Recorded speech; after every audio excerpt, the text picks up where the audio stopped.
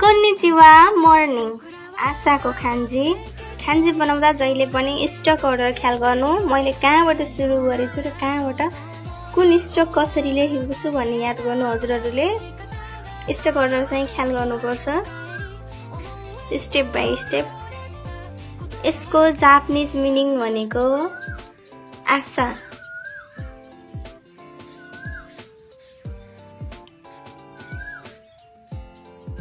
आशा भयो Japanese meaning अंग्रेजीमा morning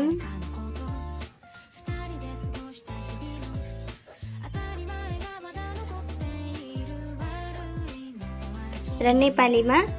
शुभ बिहानी